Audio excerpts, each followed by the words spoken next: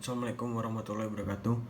Nama saya Muhammad Sakamanta dari kelas 10 IPA 1, dan sekarang saya akan mempresentasikan tentang klarifikasi tanah nasional dari pelajaran geografi. Sebelum kita masuk ke klarifikasi tanah nasional, ada jenis-jenis apa saja di Indonesia, kita harus mengetahui tentang hierarki penetapan klarifikasi tanah nasional terlebih dahulu. Jadi, tanah itu sebenarnya terbagi atas dua, yaitu tanah gambut dan tanah mineral. Sekarang kita beralih ke tanah mineral terlebih dahulu.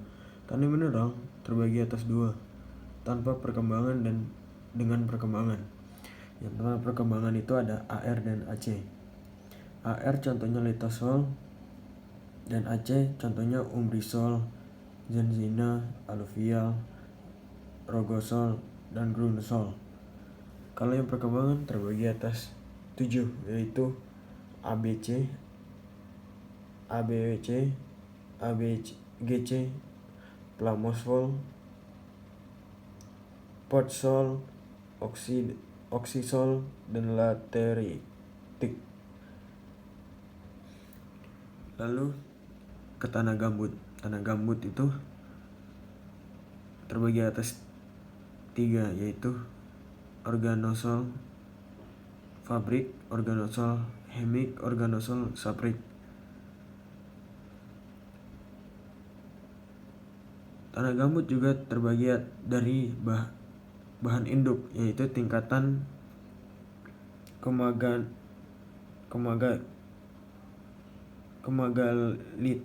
dan perkembangan horizon. Dari tingkat kematangan dan perkembangan horizon tersebut, ada jenis tanah yang juga termaksud kebagi terhadap 7 ini juga. Oke, setelah kita mempelajari hierarki penetapan klarifikasi tanah nasional, kita akan beralih ke klarifikasi tanah nasional. Jadi jenis-jenis tanah di Indonesia itu ada 9. Yang pertama, tanah gambut atau bisa disebut organosol. Tersebar di Pulau Riau, Sumatera Selatan, Papua, dan Jambi. Contoh tanah gambut ini yaitu berwarna hitam, memiliki kandungan air yang tinggi, berbahan organik yang terkandungnya tinggi di dalamnya, dan Hp tinggi, dan termaksud tanah yang kurang subur. Yang kedua, tanah litasol. Ciri-cirinya yaitu tanahnya berwarna merah kecoklatan. Tanahnya termaksud di bagian tanah dalam, mudah menyerap air dan memiliki pH yang netral. Tersebar di Pulau Jawa, Kalimantan Timur, dan Bali. Lalu yang ketiga, tanah regosol. Tanah regosol ini tersebar di setiap pulau yang ada di Indonesia yang memiliki gunung api. Tanah regosol ini memiliki ciri-ciri khas, yaitu hasil erupsi Hp 6-7. Tanahnya gembur dan menyerap air, berwarna keabu-abuan dan cocok untuk bercocok tanam. Lalu ke tanah yang keempat, yaitu tanah aluvial. Tanah aluvial tersebar luas di lembah sungai. Ciri-cirinya memiliki lahan yang sering banjir. Itu biasanya tanah aluvial mudah dicari. Umumnya mudah digarap, kaya akan unsur hara, dan cocok untuk pertanian. Yang kelima, ada tanah litasol.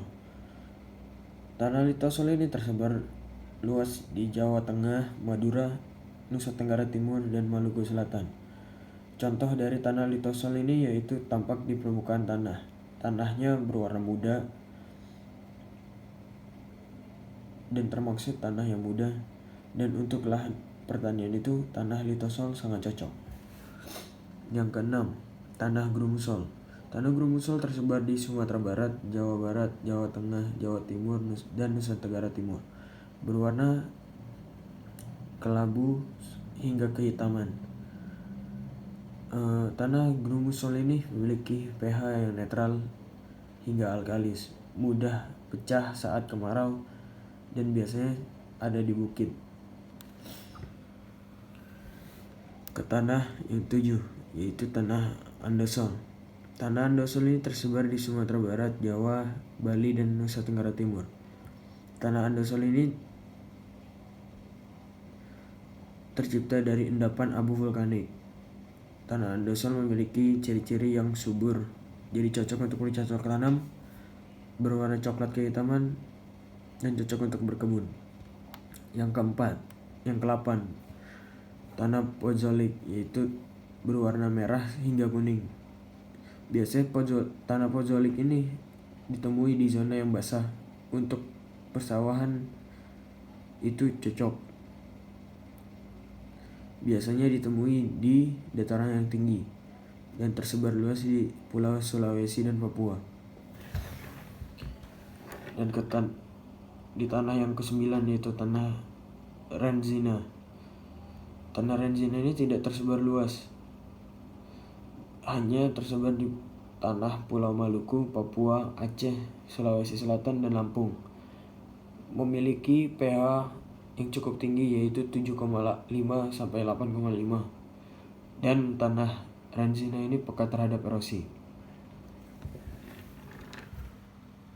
Sekian presentasi video saya tentang klarifikasi tanah nasional di Indonesia.